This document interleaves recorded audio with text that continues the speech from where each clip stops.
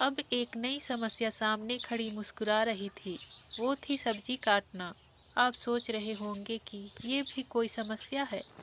तो है ना, बंगाली खाने में हर रेसिपी में सब्जी अलग अलग तरीके से कटती है। किताब तो इस मामले में मेरी मदद करने से रही। तो मैं वापस मोबाइल की शरण में गई और पूछी, माँ गोभी कैसे काटते हैं। माँ ने कहा, नीचे वाला हिस्सा फेंक देना है ना। मैंने पूछा, अब थी मुश्किल कि वो कैसे बताएं। 10 साल पहले व्हाट्सएप का चलन तो था नहीं, या शायद हो भी तो मुझे नहीं पता। माँ ने कहा, जब तुम गोभी की सब्जी खाती थी तो देखा था ना कैसे टुकड़ों में कांटे होते हैं। मैंने बोला, वो तो ठीक है माँ, पर सब्जी का स्वाद याद है। खाते हुए सब्जी के टुकड़ों पर कौन गौर करता है। वैसे भी मेरी आंखें तो किताब में डूबी रहती थी।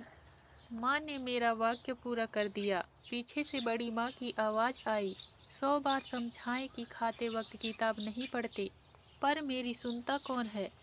हाँ तो अब सुन रही हूँ ना, लंबाई चौड़ाई माप बता दो अब।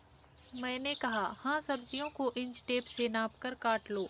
जवाब मिला, पर आखिरकार माँ ने उंगली के नाप से समझा ही दिया कि कैसे काटना है।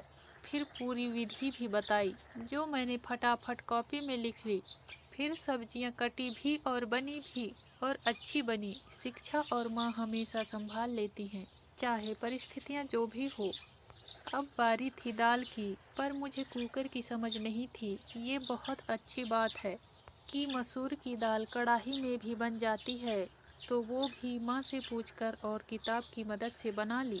मिलते हैं अगले कहानी में दोस्तों, तब तक के लिए धन्यवाद।